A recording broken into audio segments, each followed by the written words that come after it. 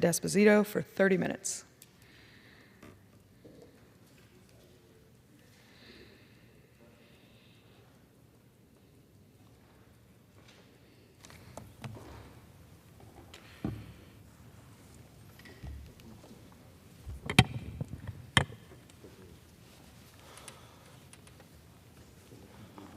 Madam Speaker, I ask unanimous consent that all members may have 5 legislative days in which to revise and extend their remarks and include extraneous material on the topic of this special order.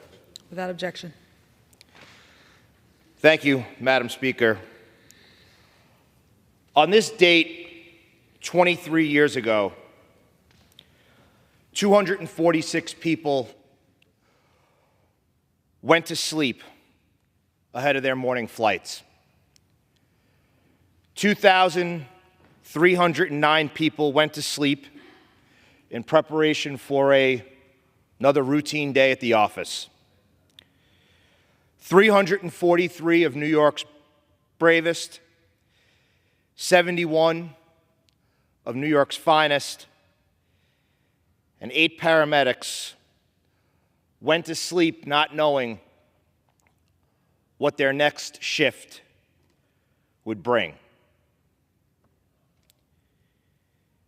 And yet, that Tuesday morning, for those of us who were in New York on that day, remember one of the clearest, bluest, most magnificent skies we've laid eyes on.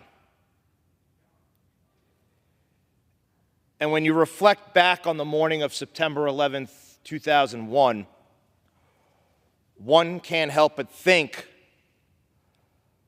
about that, what seemed perfect morning. There was a beautiful blue sky. The temperatures were perfect. And people were beginning their day to what they thought was going to be one of beauty. But in seconds, that changed. Because we witnessed one of the greatest attacks on American soil in our history. And at that moment, not only did downtown Manhattan change, not only did the state of New York change, not only did the United States of America change, but the world changed. And we haven't been the same, nor will we ever be, since. And at that moment, when we were attacked, and so many people ran away from the dangers, there were men and women who stood in the lobby of those buildings, who stood in the surrounding areas, who hopped on rigs in firehouses throughout the city of New York, who jumped in patrol cars and ESU trucks and made their way to downtown Manhattan, running towards the danger. The same way first responders did just miles away at the Pentagon and at that field in Shanksville, Pennsylvania. And they ran towards danger, running upstairs of our beloved World Trade Center, not realizing that they were rising up those stairs only to get closer to heaven, because that's where they were headed.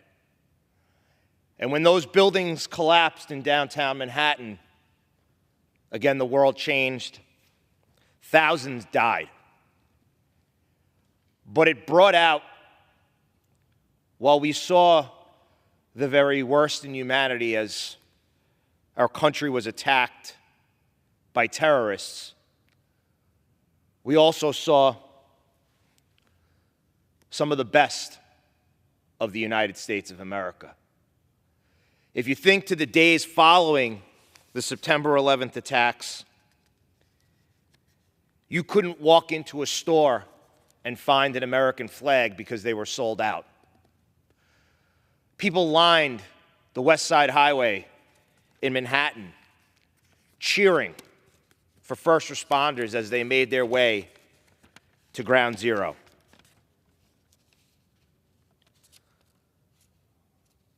People were patriotic. People were rooting for the United States of America. And just this past weekend, I stood in my district, the 4th Congressional District of New York, on Long Island. I stood with former Congressman Peter King and our town supervisor there, Don Clavin, in dedicating a street to a gentleman by the name of Bob Beckwith. And he became an icon in the days following September 11th because he was the gentleman, the city firefighter, who stood on the pile with President Bush when President Bush grabbed that megaphone and told the first responders on the pile, the iron workers on the pile, and President Bush said to them, "We hear you. We hear you. The world hears you." And if we think back those now 23 years, a lot has changed. And tonight and tomorrow are an opportunity for us to remember and reflect and to think about our friends and our loved ones, our neighbors who died that day. But it's also an opportunity to honor them. And nearly 2 decades ago, when I took my oath to become a member of the New York City Police Department, I swore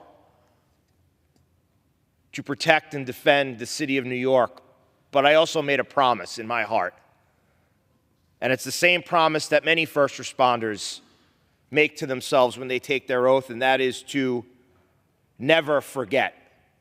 Never forget our brothers and sisters who made and paid the ultimate sacrifice. But yet, 23 years later, people are forgetting. And that's why I thought it was so important this evening to have this special order and to invite colleagues from both sides of the aisle to talk about not just the horrific events of September 11th, 2001, but the last 23 years. An NYPD detective by the name of Lou Alvarez called the 4th Congressional District home. He was a decorated member of the NYPD, a member of the bomb squad, and served our great department during 9/11 and spent months on that pile digging for brothers and sisters and survivors. And he contracted 9/11 cancer. And instead of spending his final days at home, surrounded by loved ones and family, he spent some of his final days here on Capitol Hill. He was with his family, he was with his friends, he was with his brother and sister police officers and firefighters, but he spent it here on Capitol Hill, advocating and knowing that in just days, he probably was going to pass from this life onto heaven. But he spent his final days here, fighting for funding in the 9/11 health care bill. And that's really one of the things that I want to focus on today, and I hope my colleagues on both sides of the aisle do the same. And realize that on September 11th, 2001, there were 343 members of the FDNY that died that day. Since September 11th, 2001, there's been over 343 more members of the FDNY who have died from 9/11 related illnesses. On September 11th, 2001, 23 of my brothers and sisters from the NYPD died that morning. And since September 11th, 2001, over 375 more have died. You see, this is no longer what was probably referred to 20 years ago as a New York, New Jersey, Northeast issue. There are people dying from 9/11 related illnesses in every state of this country. And there is no reason that 23 years later, heroes like Lou Alvarez need to be spending their final days walking the halls of Congress, demanding funding that they deserve. And this is not a partisan issue. I've had the honor to work with Congressman Garbarino, and Senator Schumer, and Senator Gillibrand, and our colleagues from New York and New Jersey to continue to push for this funding. And years back, when the funding was first proposed, there were people from the budget office, there were actuaries who said the funding that was provided would carry us well to the end of the century. They were wrong. They were wrong because more and more people die every single day. And when I hear from some of our colleagues and staff and saying, well, you know, year after year, there seems to be less and less of these 9/11 survivors coming here to fight for the funding. Yeah, they are less because they're dying. They're dying because they were told on the days following September 11th that the air was safe to breathe. It wasn't safe to breathe. And they are continuing to die. And unless Congress acts, the World Trade Center Health Program will have to announce in 2027 that responders and survivors who suffer from an illness from their heroic service to our country will not be able to apply for the program.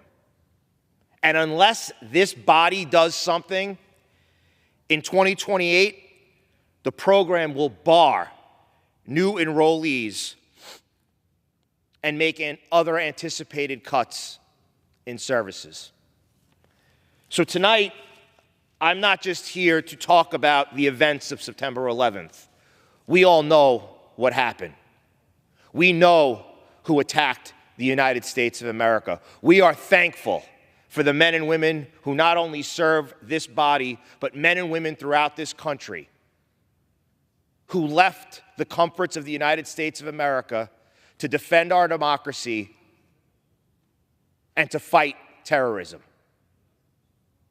Tonight, my plea is that we join together. If we all want to say that we never forget, well, then let's never forget. And let's work together to fully fund the 9/11 healthcare program. And with that, I'd like to yield 3 minutes to my good friend and a great supporter of first responders in New York City and throughout New York State. That is Nicole Malliotakis. Thank you, Congressman D'Esposito, and I want to thank you for bringing us together tonight to honor the 2,977 victims of September 11th, but also the many more who have died since. And thank you for your service in the NYPD to the city of New York. Mr. Speaker, 23 years ago, those of us in New York City experienced the 9/11 attacks in a way we'll never forget. I was a recent graduate commuting to my first job near Union Square, Manhattan, when the first plane hit the North Tower at 8:46 a.m. We watched in horror as the city descended into chaos. First responders rushed in to save lives. Too many never returned. The attack shattered our sense of security. Never forget became the rallying cry for our troops entering Afghanistan in pursuit of Osama bin Laden and al-Qaeda. We came together to support the recovery of our city and heal our country.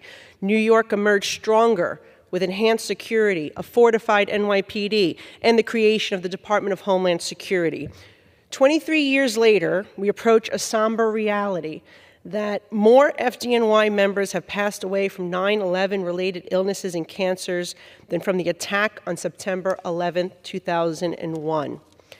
I've attended memorials and street namings for heroes that made it home on 9/11 only to succumb to it years after. I will forever honor our pledge to never forget by working with Representatives D'Esposito, Garbarino, and others for our first responders and survivors fighting these illnesses by ensuring that Zadroga is fully funded and that they receive the health care that they deserve. During my first term, I successfully fought for 3,000 widows and children to be fairly compensated by the U.S. Victims of State-Sponsored Terrorism Fund, something they fought for over 2 decades. This year, I'm proud to work with Congressman Mike Lawler on the Fund the Fund Act and ensure that the U.S. VSST leaves no more victims out of rightfully owed victims' compensation. As we mark the 23rd anniversary of 9/11, it is essential to remain vigilant. Today, we are a divided nation with new challenges. Afghanistan is again under Taliban control, and thousands of ISIS-K and al-Qaeda terrorists were released from Bagram Air Base during the withdrawal from Afghanistan. Our borders are wide open. The law enforcement is stretched dangerously thin. On 9/11, the NYPD had 41,000 officers. Today, it only has 33,000. According to the latest reports, over 350 suspected terrorists have been apprehended at the southern border. ISIS-K-related groups have smuggled 400 individuals with terrorist ties into the United States. We cannot stand by and allow ourselves to be vulnerable. We must honor those we have lost and prevent even the possibility of another attack. We must secure our border. We must make our homeland safe. We must prioritize our country's security, strengthen and support our law enforcement, and ensure that Never Forget remains a guided principle, not just a slogan. And lastly, this administration has a solemn duty to deliver justice to all Americans, and that means no plea deal for the 9/11 masterminds. Set a trial date, and let's pursue the death penalty. Thank you, and I yield back.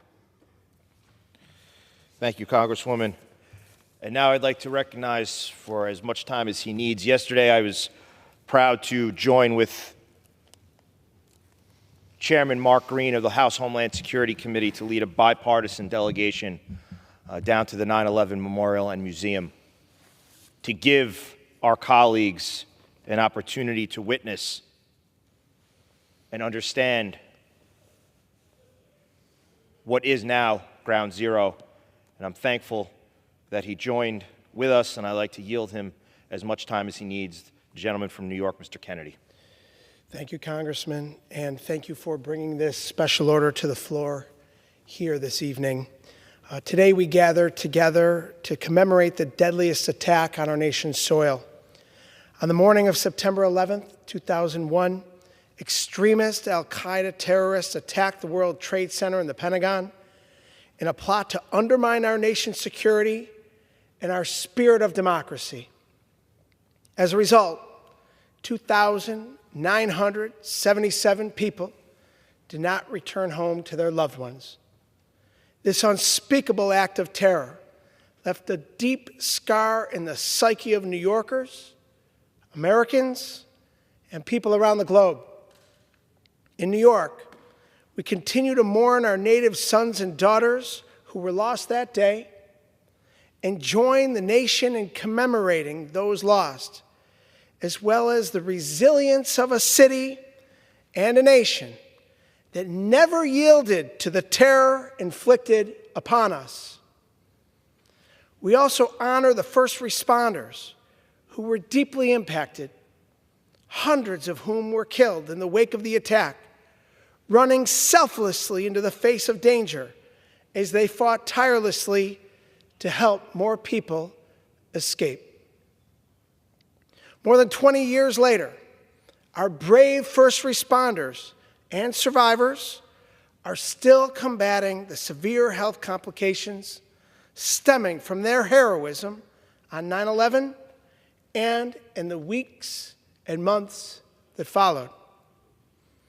Congress must continue to support their recovery And we must do everything in our power to stop terrorism at home and abroad.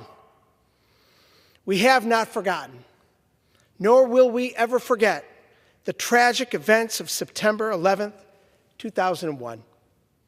God bless the souls that we lost that day.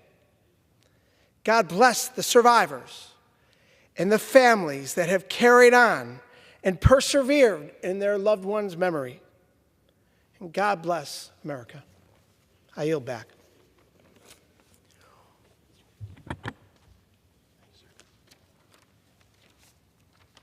Thank you, Mr. Kennedy. And Madam Speaker, tomorrow is a truly somber day.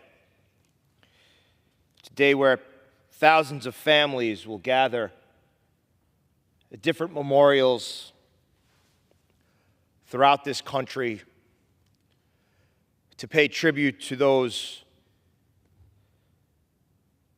that were taken from us. And as we reflect and remember and pray tomorrow and think about those souls, think about the conversations that were had as brave FDNY firefighters made their way up the stairs of the North and South Tower. Think about the conversations that were had, those Americans aboard the flights. Think about the conversations had amongst those members of law enforcement, the Port Authority, the NYPD, the court officers who were running towards danger when everyone else was running away. And yesterday when I visited the 9/11 memorial, I was reminded of something that I think is so critically important about the kind of people that these first responders were. You think about New York and New Jersey and our law enforcement and fire departments, some of the biggest and some of the most renowned in the world. They're also the best trained. And with that training comes a knowledge of the situation that you're dealing with, which tells you that hundreds of the first responders who perished on 9/11 had a pretty good idea of exactly what was going to happen. But they continued to march towards danger.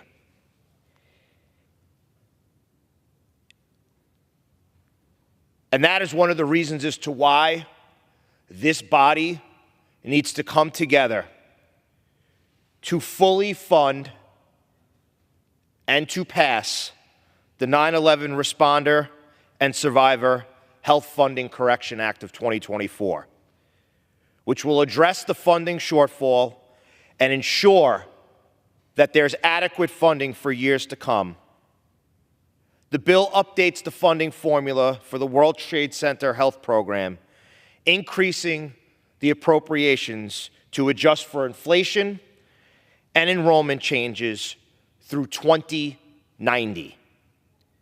In the short term, it adds $2.9 billion to the special fund for fiscal year 2024. Madam Speaker, this is not a Democrat issue. This is not a Republican issue. This is an American issue, and one that this body needs to do the right thing. There are no reasons in this world that heroes like Lou Alvarez and Ray Pfeiffer, both who came from my district, need to spend their final days visiting us in our offices, asking for funding that we know they deserve. So on the eve of this day that will live in infamy, I want to thank my colleagues who joined us here this evening. I want to share a message with anyone listening and our colleagues on both sides of this House. That never forget is not just a saying. It's not just a Twitter handle. It's not just a hashtag, and it's not just something that you put on posters on social media. It's a promise. And if we truly want to never forget, then it is imperative that we put our support behind the health care funding that these heroes, these survivors, these Americans deserve. And with that, Madam Speaker, I pray that those who died on 9/11 and continue to die as a result of those terrible attacks, may they rest in peace, and may their families expect from all of us to do the right thing, because that's exactly what we should be doing. And with that, Madam Speaker, I yield back.